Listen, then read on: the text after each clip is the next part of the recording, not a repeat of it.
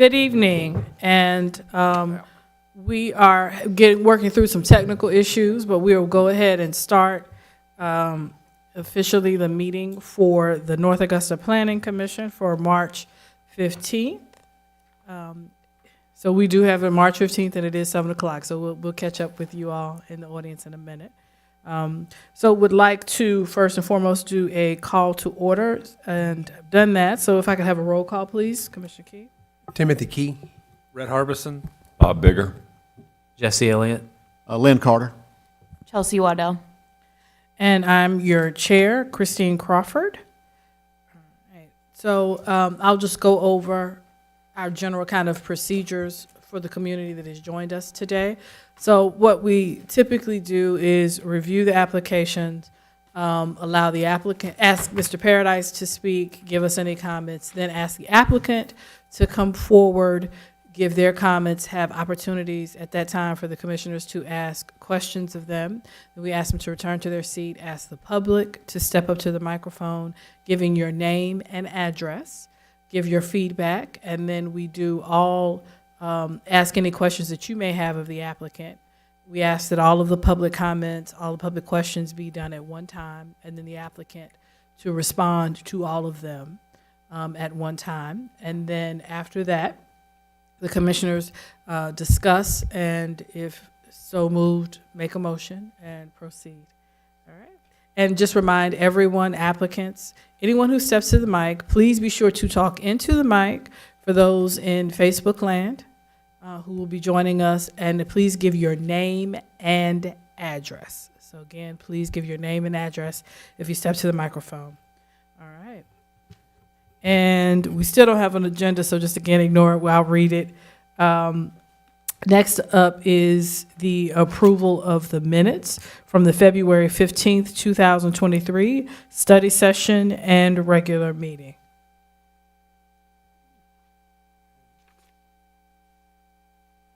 I'm sorry.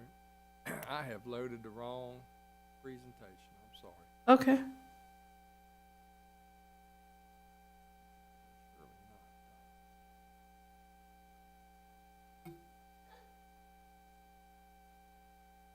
We go ahead and, while he's looking for that, we'll go ahead and. So move for the approval of the minutes. Okay, were there any changes? You had a.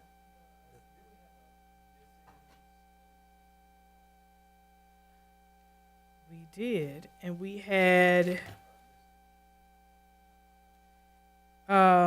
the meeting minutes from January that were missing as well. Thank you. So let's do the minutes from both the February 15th study session and the regular session, and then what we'll have to do is either next meeting, or we're talking about having a working session, approve the minutes from January at that time. Okay. All right, so again, this is for the approval of the February 15th study session and regular meeting, and thank you for reminding me of that. Okay, we got it. Mr. Bigger, is that better? All right, so Commissioner Key, you moved that we accept the minutes. I did. It's submitted. Do I have a second? All right. All commissioners in favor of the approval of the February 15th study session and regular meeting minutes, please say aye. Aye. Opposed? Okay. Minutes have been approved. All right. Ms. Paradise will give you a minute to kind of, when you're ready, to confirm the agenda. Are there any changes to the agenda? No, ma'am. Okay. All right.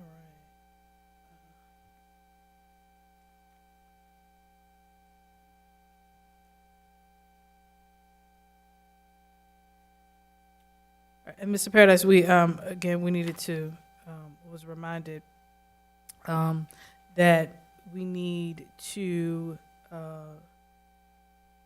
Commissioner Harbison, that we need to approve the January minutes in either the next study session or the next meeting, because we did not have those last time. We just had the study session, not the regular meeting, and so we're missing that again.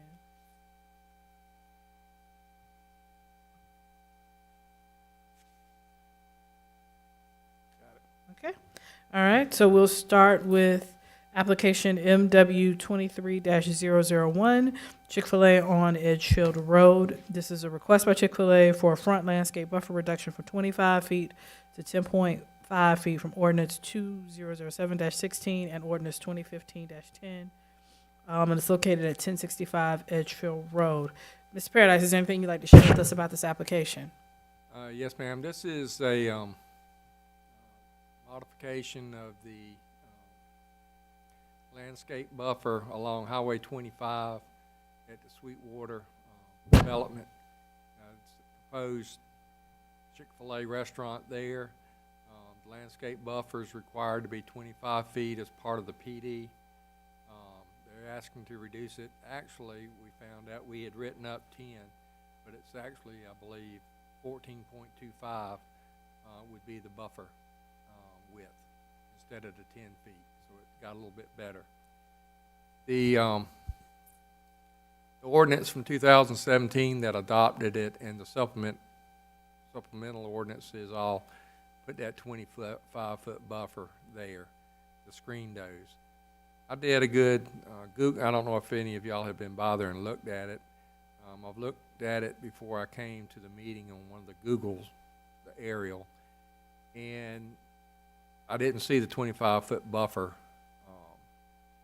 along the others that are there. You can see those storefronts rather well. This is the location of subject parcel is at Walnut and Highway 25. It's the last remaining out parcel along the Highway 25 strip. This gives you just another idea of the zoning. You see it's the last one in the planned development there. And this is the overall schematic layout of how they would come in and go out and the orientation of the restaurant. We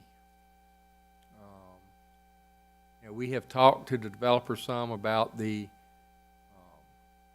traffic, and I believe they've tried to mitigate the traffic as well as can be expected. The traffic study for the Sweetwater PD included the traffic study for this at the time of the PD was accepted, so there's no traffic study required. But in looking at it, I don't know what else they would be able to do. But this is the waiver request for the 25-foot, 14 feet, and the applicant is here if you have any questions for him. Are there any questions for Ms. Paradise? All right, there being no questions, if the applicant would please come forward, and again, please give your name and address. Good evening. Bridget Ganter, 950 North Point Parkway, Alpharetta, Georgia. Thank you very much for listening to us this evening, and we're very excited to bring this additional Chick-fil-A to North Augusta. We did just find out that this will be the second location with the same operator, the current operator at the other North Augusta store. We are very respectfully asking for the landscape buffer waiver. We have an odd lot here. You can see where that one northwest corner is clipped off, and we've had to kind of arrange things a little bit differently and use a square store versus normally we would have a longer store along Edgefield Road.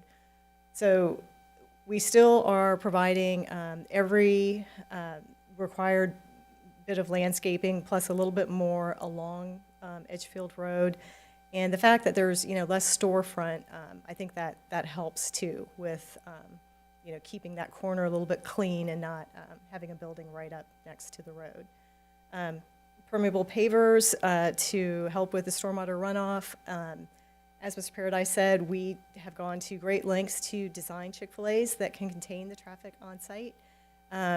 Several points to this. One, it's a flexible layout. If the operator has any issues keeping the drive-through queue on site, he can rearrange or close off parking spaces and put additional queue. We're very confident that the queue will stay within the 2 drive-through lanes. Chick-fil-A revamped their operations in a lot of the new stores. So you'll see that the drive-through is no longer tightly wound around the building, but it is isolated from the parking field. That makes it safer for pedestrians. And it also provides more stack in the drive-through.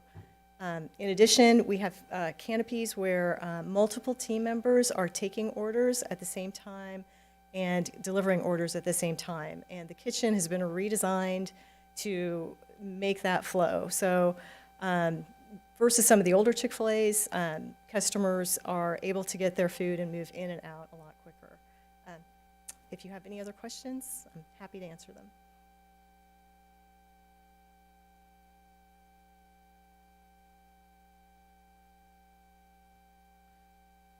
So the curbside parking spots in the first two, or how do you all envision flow for, I guess, for curbside delivery to the cars? That is really up to the operator. It normally is the ones the closest to the building, and it's any Chick-fil-A, the newer ones that you'll go to, you'll see that the signs, are movable. That it's flexible and they change throughout the day, however it works best for the operator. But normally, yes, they would want them, those first 2 or 3 front touch spaces.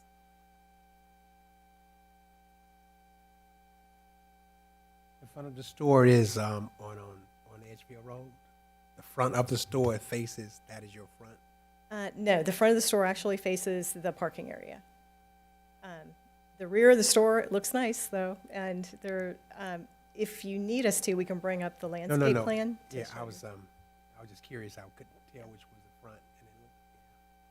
And so where's your main entry? This is my first time looking at this. Do we have this? No problem. On the north side of the building, you'll see double doors with dash lines, which that is a canopy over the main entry. And so your main entry to the parking lot is? It is where that striped crosswalk is. It's off of the internal access road, which it intersects with Walnut. Yeah, and that was per staff recommendation. We had, had another access further north, closer to the intersection, and removed that one, and kept the one as far away from the intersection as possible. That would allow stacking on that interior road without going into Walnut.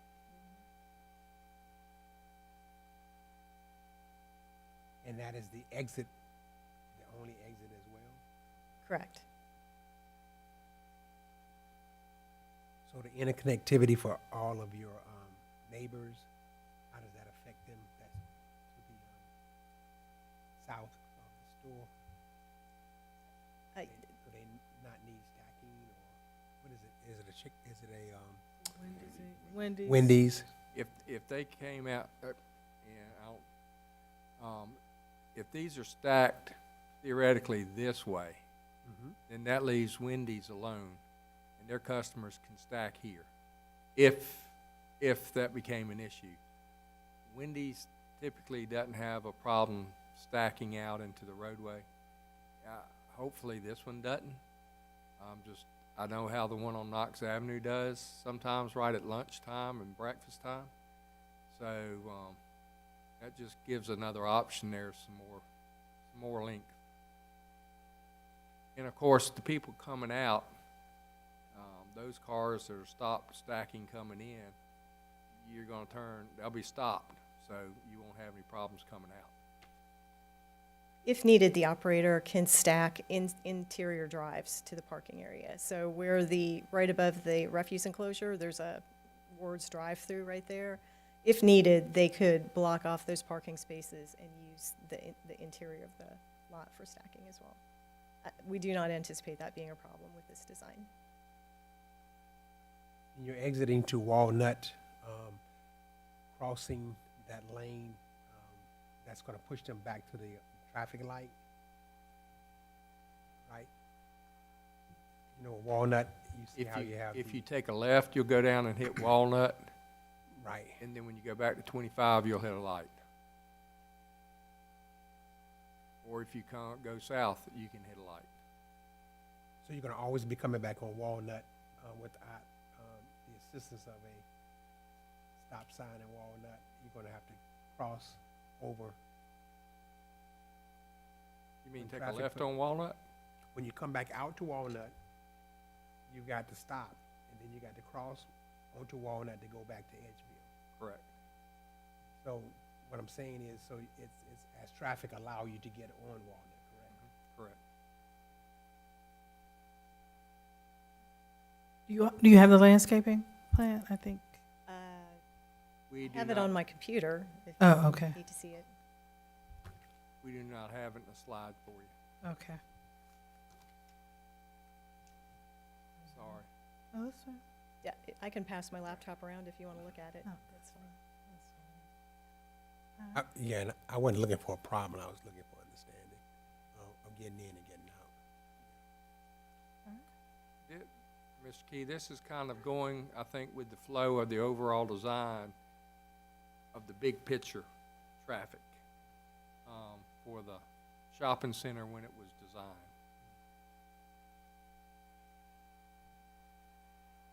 But the only signal now in that whole PD is the one at Walnut.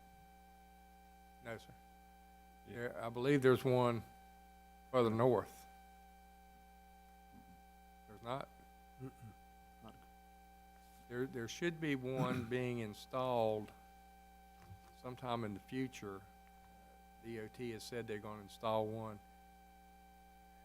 where you're coming One out. right at, from- right at Food Line At and Food Sonic Line. on that end, which I Correct. recommended about 6 months ago needed to be there. Correct. Right after that, they came out and said they were putting it in. Good, that's So, great. there'll be one there, but I was thinking there was another one in there too. All right, are there any other questions for the applicant? All right, if you have a seat, we'll see if Thank there are any you. public questions. Thank you. All right, are there any questions or comments from the public with regards to this application?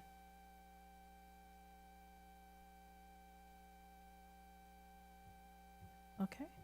There being none, commissioners, we're ready for a discussion and/or a motion as well.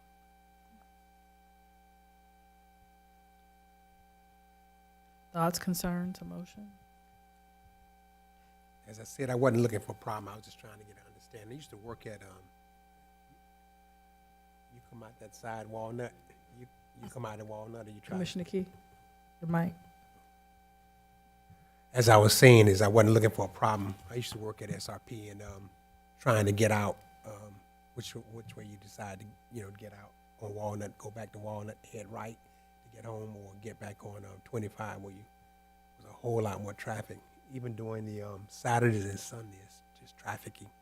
But I think this is the best layout that they can have. So I think that once that new light's installed, that will be a tremendous asset to that whole area. Because right now, trying to make a left on the 25 from other than that light is, near impossible. Because of the flow and because of the speed. So if you put that other light in, it's going to slow things down. But that area is intensely packed all the time. And so there's going to be some wait times. It's not going to be like you're going to drive in and drive out real quick. But I don't have any problem with the concept or what we've got here. If anybody can do it, Chick-fil-A can. So. All right, any other discussion about the landscape buffer reduction? you ready for a motion? Always ready for a motion.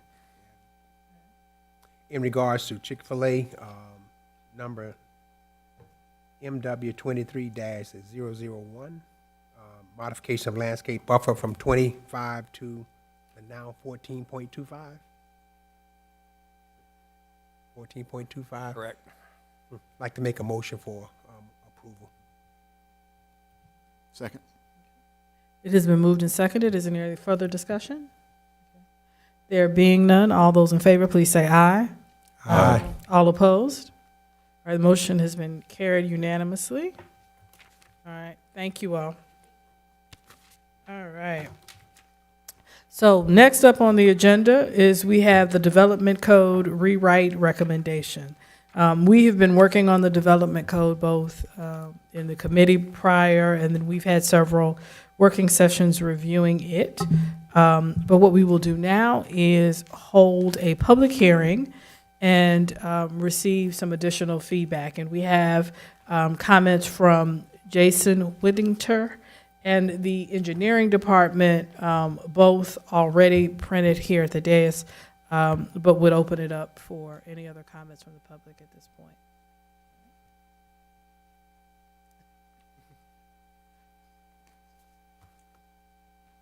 Thank you, Madam Chair. My name is Jason Winkter, 17578 Atomic Road, Aiken, South Carolina.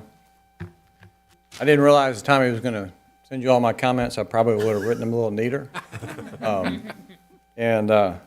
But, I mean, if you'll indulge me, I'll be glad to flip through them pretty quick and, you know, answer any questions y'all might have of how I made my comments, too. So let me, before you start though, thank you for taking the time and being so thorough, and your handwriting was way better than mine.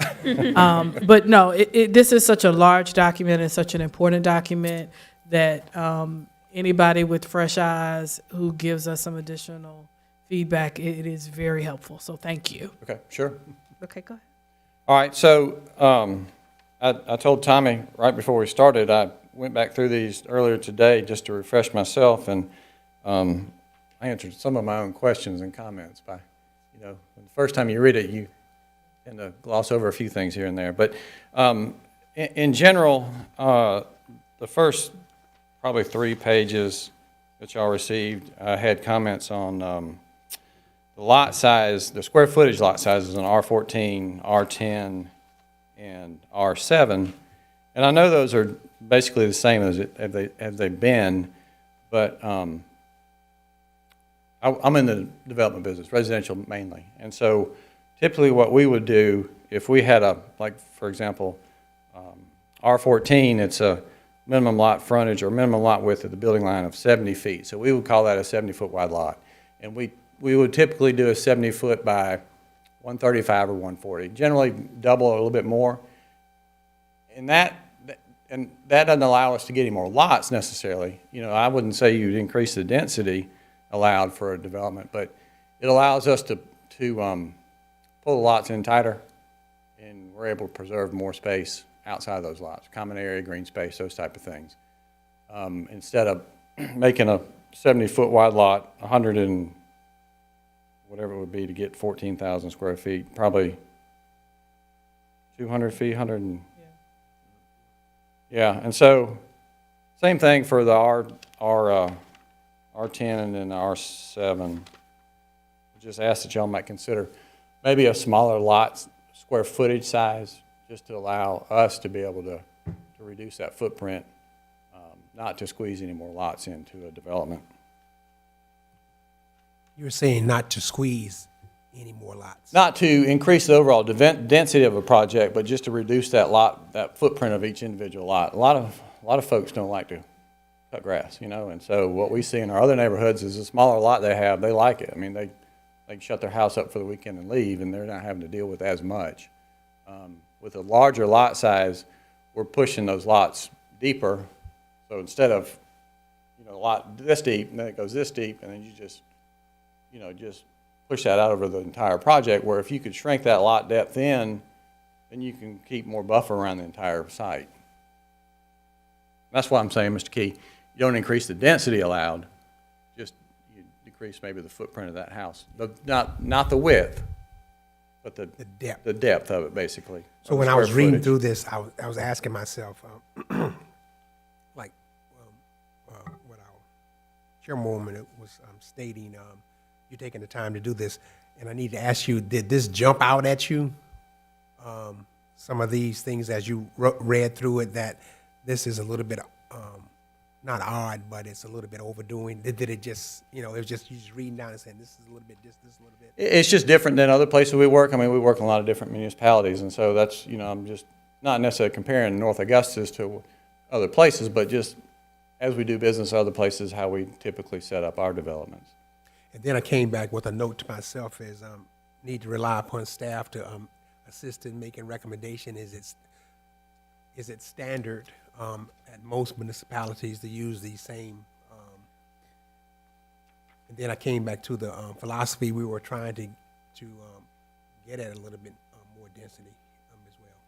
So certainly what we can do is ask Mr. maybe Paradise, or as you prepare the minutes and we kind of go through this, that if there are places that we would like to have more information, that we get that. Because what the plan is after this public hearing session is to have another work session where we go through all of the comments in writing as well as any information. So we don't have to do that right now. Yeah, and that's what I was, That's what I was so let me- anxious in. I'm not going to have all this. Yeah. No. We're not going to try to do that today. I'm sorry, and I meant to make sure everybody understands that. Okay. All right. All right, we're sorry. Go ahead, Mr. Okay, so the next comment I have is in the R5 section, excuse me, the minimum lot size is 5,000 square feet. And I just, for clarification, is 5,000 square feet the size of the development parcel? Or 5,000 square feet the size of the minimum lot, individual lot size? Because in R5, you have allowances for some type of mixed use, so it would be small lots. Right. The 5,000, the way I look at it is, that would be per lot size. So if I brought you a parcel of land that was 5,000, I could develop it under R5 standards and do mixed use, small lots, small houses that would be, each individual lot in that development would be less than 5,000 square feet. But the minimum piece of property I brought in would be, The lot that you subdivided, each subdivided lot that you record would have to be 5,000 square feet. Now, you could take a 5,000 square foot lot and develop that with mixed use, as long as it meets the uses and you have your parking, you have your landscaping and all that in there. okay. But if you subdivide that out, each lot would need 5,000 square feet. Okay. All right, and then my next question is on page 35. That's just a clarification, not a change. That's right, that's clarification, just understand it, yes, sir. So on page 35, or when you get into the PD requirements, and I think this is probably based on case law from the state, but PD has to have a use other than residential in South Carolina. It has to be mixed use, basically something other than residential, and that's a case out of Charleston County. Right. So I didn't see another zoning classification for an allowance for a planned residential district, and what we say in other places, or a PUD, PD that will allow just specifically numerous sized lots for residential only. Is that something that the city could or would be interested in considering? That would be my request on that one. Because a lot of the PDs, I think now on record, are used as purely residential, or have been in the past. And with state law, changing that, we couldn't do that anymore. You know, you'd have to have some kind of a use other than that. So it'd be nice to have another classification added in that was strictly for residential. Correct. And what we did was, other than the downtown area, there wasn't any changes in the zoning districts. You know, there was an audit done. We didn't really add zoning districts or do away with zoning districts, except for there was conversions to do away with the overlay districts, and you have downtown 1 and downtown 2 now. And those were done like that to get away with the overlay districts. But we didn't look at any additional, planned residential, and that's something that we could do if the planning commission wants to go there.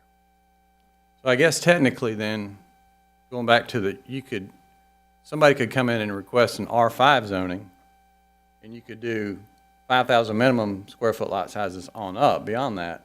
But I would think that the city probably wouldn't want to just start granting R5s without a lot of special requirements added onto that, because of, and you wouldn't want to, if I came in and said, I'm going to do an R5, but I'm going to do a bunch of different size lots, and then come in with a plan that says, oh, I changed my mind, this is all R5 lots, that wouldn't be necessarily in keeping with trying to get around through a loophole. So, all right, my next comment is on page 56, food trucks. So during COVID, we saw a huge increase in food trucks in neighborhoods that we've developed. They come set up in the pool parking lot, or wherever, and that we've still got several neighborhoods that they're there several times a week. We've got probably 40 or 50 different food trucks as far away from Conyers that are set up with our insurance to come on a regular basis. So I would ask that y'all consider that food trucks be allowed in residential zoned properties as well as commercial and industrial. Something to think about for these neighborhoods. Page 61, I think this is probably just a typo.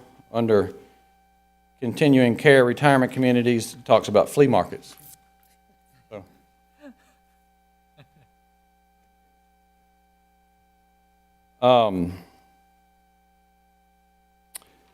Page 66, section 5.520, the multifamily dwellings.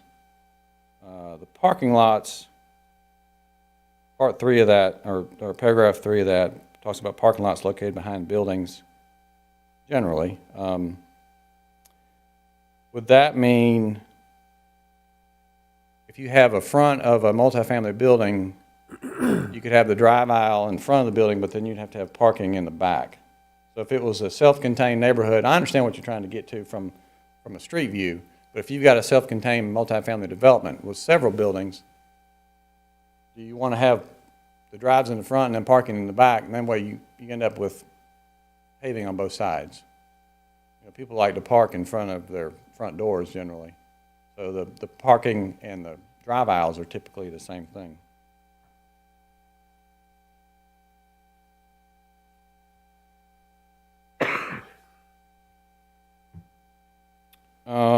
Same thing, that's basically the same comment I have for the next page, 67. Paragraph 6A talks about that same type of setup.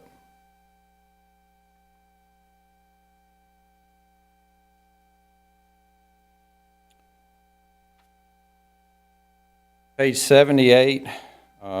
Section 5.538, duplex, triplex, quadruplex. Paragraph B of that one talks about for triplexes and quadplexes, all the access must be through a single shared main entrance. And so again, I'm thinking about if we do a 3 or 4 unit townhome that's a for rent townhome and all front doors face out, how do we get a single shared entrance into a situation like that? It would change the layout of what you typically think about. You wouldn't have 4 driveways and 4 front doors. You would have 1 door, and it would go in to each. You'd have 1 main door. You go in. Left, you'd go into a space. Right, you go into a space. You might go up a flight of stairs. Go to tenant space. But you wouldn't really, I don't know how you would be able to do that with 4. It would be more like duplex or a duplex on top of a duplex. And we've done that before. We've done basically an 8-plex, and the municipality we were working in didn't want to have 4 front doors on one side and 4 front doors on the other side. So we have a front door that you look at, and then we built out, and you got a door coming into the side to go to the upstairs unit. So if you're looking at the entire building, you only see 2 front doors, well, there's really 4. So I mean, I understand the point, but if you were building 4 townhomes in a row, but it was a for rent product, it's more difficult to get to that single front entry. So I was just asked that maybe some leeway be put in based on the floor plans of the buildings that were proposed.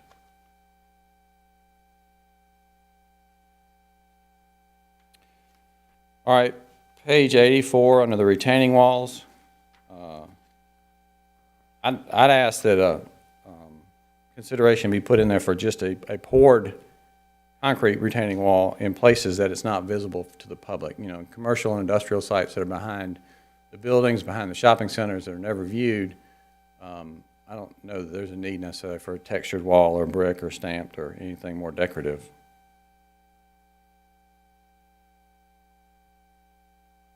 And then just below that, under the architectural design, the materials permitted for fences, we don't put in galvanized fences, but I'm thinking from like a homeowner, property owner side, there's no galvanized fence allowed, it looks like, just straight galvanized. So if I was a homeowner in the neighborhood and this passes, and I go into my backyard and put a galvanized fence in, am I going to get in trouble with the city?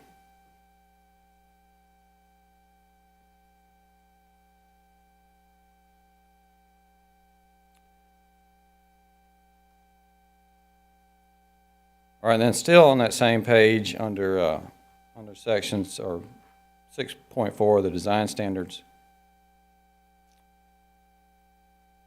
I wasn't totally clear if this, until I read a little bit more, but if this seemed to be more directed towards commercial, downtown, and maybe not specifically all residential, but it reads as, I mean, the heading reads as it's the design standards for everything, but when I start reading the subparagraphs, it seems to be more directed towards commercial, and especially downtown, with how you do your fenestration on your fronts, your windows, blank wall space, those kind of things.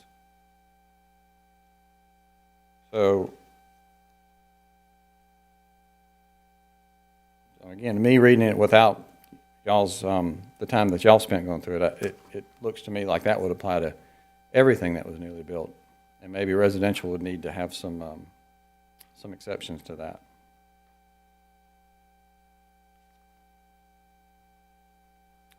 And then page 85, under the permitted materials with limitations section,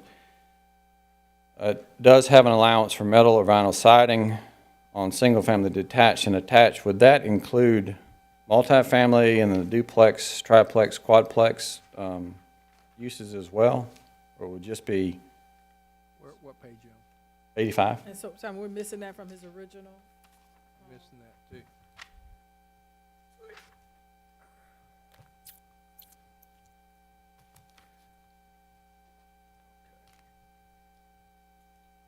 Where are we at on that?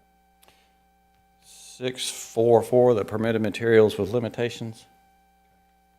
There's an allowance for metal or vinyl siding, excuse me, on single-family detached or attached.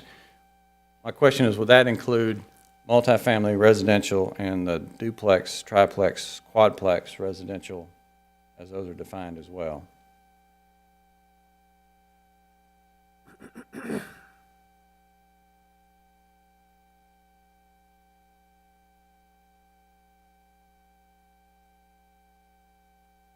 It depends where those are located. If they are located in the downtown mixed use or corridor preservation, they would apply. When I look at this is 6.444, and 6.4 is architectural plans, and that is architectural plans of all elevations, proposed structures in the downtown mixed use and corridor preservation use shall be submitted in site plan application. So to me, that this section is just referring to those. Okay, so that was, okay. It might need better clarification there. That was my previous questions. I was a little bit confused when I started reading 6.4 of what it applied to, because then I went over and you have some, maybe I missed, maybe I don't have it. The permitted materials with limitations part, it says, it gives you some exemptions for single family. So then I thought, well, maybe single family is tied back in to the rest of those requirements under 6.4, other than the exemptions.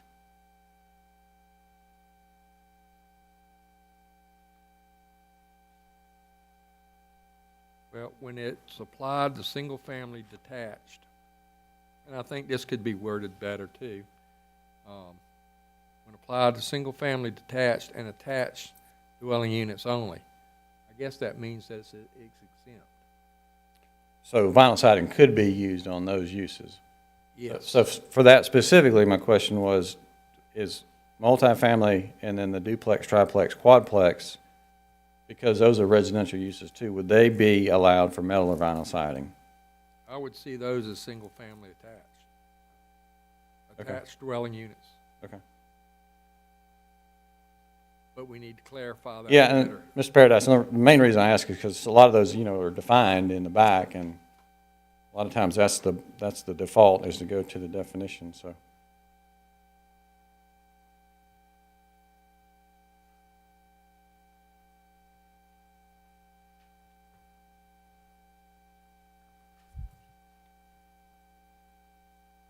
All right, the next one is page 106. Now, let me ask you, you had the allow 2 to 2.5 on large trees on 97. You got rid of that, you saw the small trees underneath. Okay. For a while, we had issues getting trees that big because the tree growers just quit growing back in the recession, 2008 to 11 or 12. So there's a shortage of larger trees, and that's correcting itself. Okay. All right, and so in the street and subdivision trees, again, this is more just a clarification for me. Right now, those are two separate locations, basically, where you plant the tree. Right. Street trees between the curb, the sidewalk, subdivision trees in the front yard. And that stays the same, right? Correct. Okay, I just didn't see much more about subdivision trees, so good with that. And then again, are subdivision trees tied to a bond along with the warranty deed for all the road and utility infrastructure? Do you remember? Yes. Okay. So I'd like for y'all to consider maybe tying each tree that's required for each front yard tied to a CO of a house. And that way the developer's not having to carry that note for so long, but there's still a requirement that you can't get the CO until that tree is in and satisfies the city's requirements. I think years ago there was a concern that because of the market slowdown, this tree would get planted this year and might not sell another lot for another year or 2 years, and then this one would shoot up and you plant another one and it's going to be way behind and it's going to be noticeable when you drive through a neighborhood. I think over time those trees kind of catch up with themselves, but it'd be nice to tie the bond directly to what we deed to the city as part of the infrastructure, and then tie the trees to the individual lots. And along that route, and I can drill into this more, but it opens the question, with subdivision trees, do you want to require a bond for them at all? And the reason I say that is because, and Mr. Winkler, he's going, where is he going with this? Because the builder has to put the tree in, okay? That tree is now on private property. The builder no longer has control of that tree. Homeowner moves in. Homeowner cuts the tree down. He don't want it there. Well, the city's in a spot where there's not a lot we can do. And, but yet, we're gonna have a bond to go replace that tree against the builder. And I just go back and forth with that. That's just another way of, and I know I'm talking like a builder now, but I just wanted to mention that. And you might can expand on that a little bit for me. Another thing too that I've gotten calls on is the tree doesn't get cut down, it dies. Then who's responsible? And so I had a homeowner just blowing my phone up. I can't get the builder back out there to put the tree up, and they want me to spend how much of a trees cost. I don't know how much it costs. And so the homeowners association, and I think the city was involved, just kept going back and forth. Who's responsible? So ultimately, who's responsible if the tree dies? It depends. A reasonable amount of time when you move in. If it's within that bonding period, either the builder puts it back or the city puts it back and takes that money out of his bond or his performance guarantee. Now, if it's after the performance guarantee time has lapsed, if it's on city property, the city replaces it. If it's in the yard, it's the homeowner's responsibility. But is it enforceable If in the homeowners? if the performance guarantee is still in place, from the city's point of view, yes. If the performance guarantee has expired, and is over, no, we don't have any recourse. It's all in, and I don't have specifics of the case you're talking about so that I can give you a good answer. But that's the two lines: is there a performance guarantee still in play or not? And that performance guarantee was for the ones between the road and the sidewalk. Correct. So maybe. We don't do a performance guarantee for the ones that are in the yards. This one was So- in the yard. Okay. So, Ms. Pettis, may I make a recommendation? May we, this may be a good place to maybe benchmark with the consultants, because we've spent a fair amount of time talking about subdivision, sidewalk, trees, and I think just some understanding and benchmarking with them would be helpful for us as we go into the subsequent conversations. We'll do it. Okay, thank you. All right. Page 107, that paragraph 765, I think you probably need to reference table 7.6 as well, because it talks about the number and type of street trees, just like 7.7 does.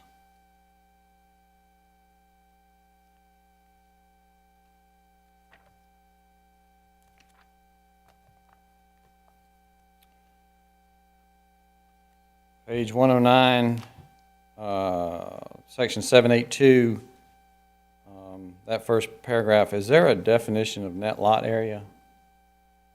I don't think there is. Okay.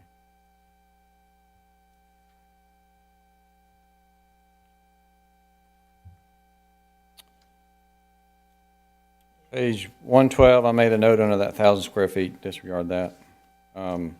The other question I had, again, on definitions, are traffic circles, roundabouts, rotaries, and closes defined, or I couldn't find any diagrams or definitions of them anywhere. And to certain people, that means certain things sometimes on some of those. Yeah, we don't have any definitions of those. Okay.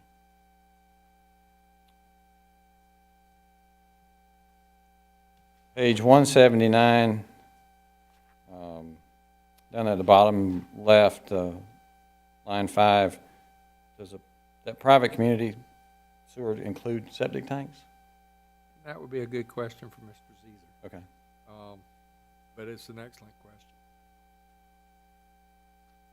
question. I think it's something we may need to define in there a little bit better. I think probably the chances are slim that you'll have somebody coming in with a septic tank, but it still could happen where you couldn't sewer a piece of property in the city. I can think of some, yeah. Yeah, okay. All right, page 186, under 1342, the first paragraph 1A, on how you can divide or subdivide and exclude waterways, creeks, watercourses. If you have a larger lot neighborhood, maybe you have people who want to have that waterway going through it.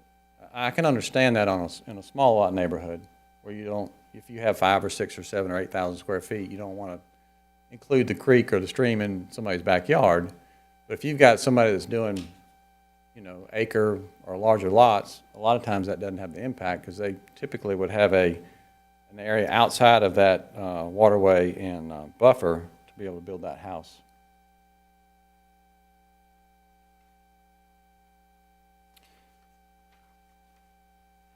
All right, page 221 under 1682.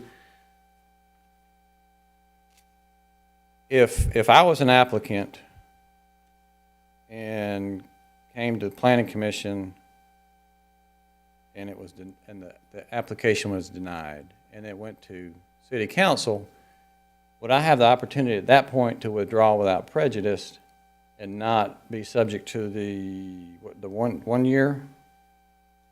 Well, let me correct you. The planning commission, if it's for a preliminary plat or subdivision, they are the final authority for the city of North Augusta. And from there it would go to the Court of Common Pleas. It would not go to City Council. Okay, I must have been reading that page too quick. All right.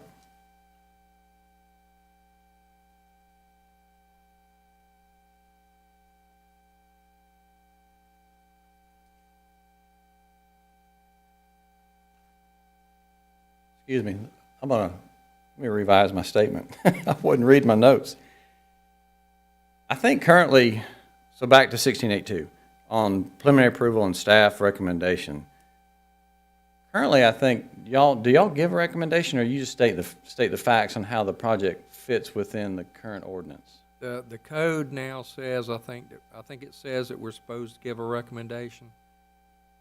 I try not to, unless the planning commission asks me to, for the mere reason, well, there's a lot of reasons, but, put the facts out there and let the planning commission decide.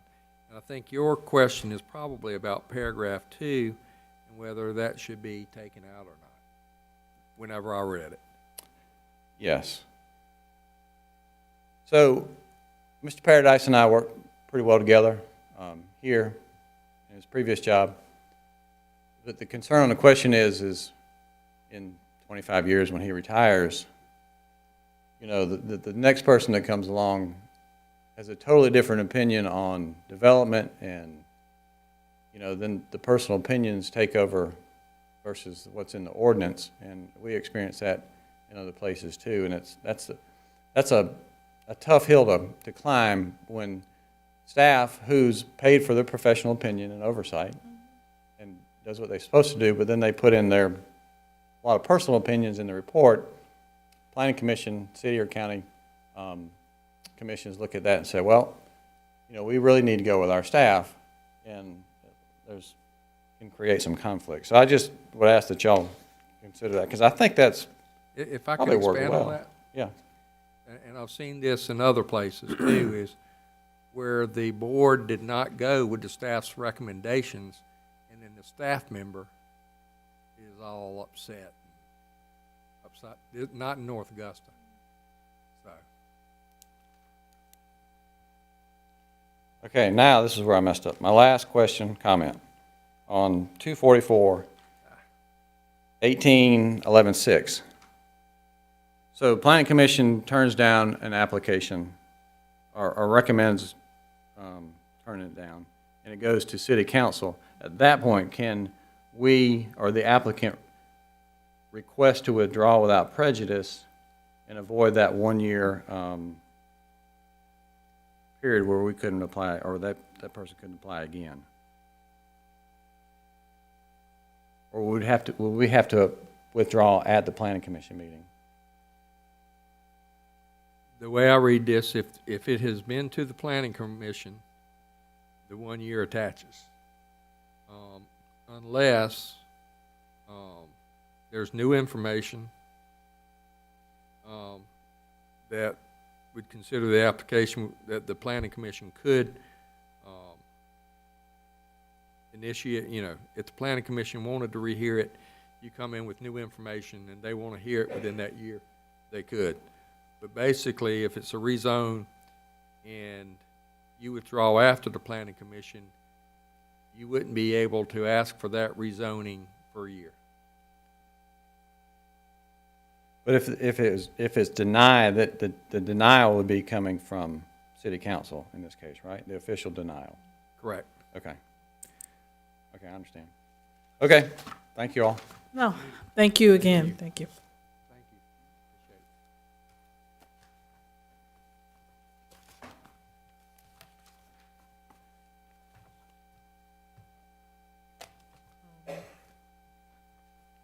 it.